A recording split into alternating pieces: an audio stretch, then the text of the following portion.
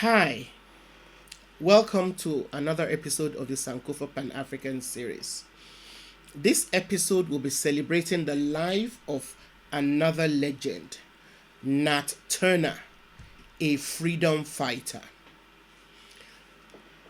Please, if you have not yet subscribed, take a quick moment to do so. Thank you. Accounts of Nat Turner's life record that he was born on the 2nd of October 1800 in Southampton, Virginia. His mother, an enslaved African woman, instilled in him a passionate hatred of slavery from a very early age. He managed to learn how to read and write before he was sold from his original place of birth in Southampton, in Virginia, when he was in his early 20s. He was an extremely religious person. And just like Joan of Arc in France, or even Moses in the Bible, Nat Turner was very, very religious. And he was nicknamed the prophet because he believed he was called by God to lead his people out of bondage. He was an extremely energetic preacher, and other slaves looked up to him.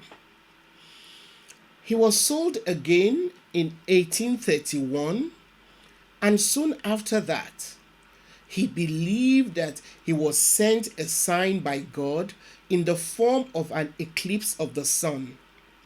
He interpreted the eclipse as a sign that the hour for him to strike was near. Accompanied by 7 other rebellious slaves, Nat Turner and these other freedom fighters launched an attack with the aim of capturing the armory at the county seat in Jerusalem, Virginia. They attacked on the night of the 21st of August, 1831. Unfortunately, they were thwarted by an armed resistance made up of local white people who were soon joined by the state militia, a force of about 3,000 men. Nat Turner's group almost made it to the armory, but a few miles just before they could get to it, they were defeated. Some of Nat Turner's freedom fighters were killed and others captured. Although Nat Turner resisted his pursuers for a few weeks, he was finally captured, tried, and hanged on the 11th of November 1831. The Southern whites then retaliated by slaughtering many slaves. As brief and as unsuccessful as Nat Turner's attempt was, it left a number of legacies.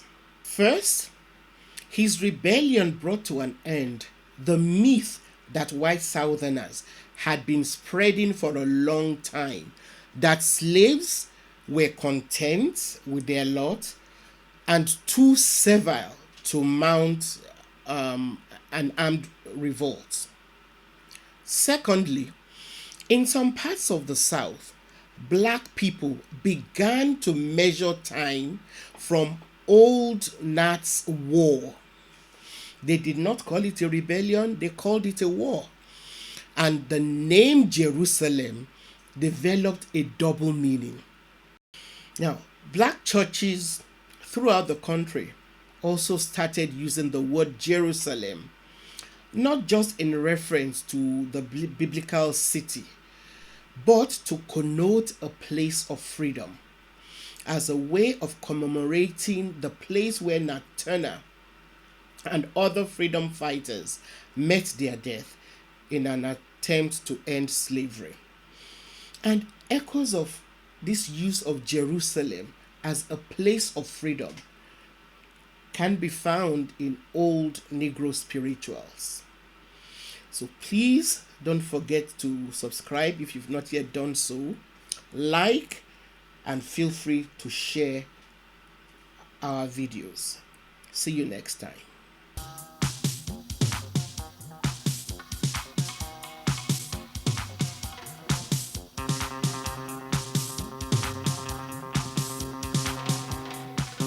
All right,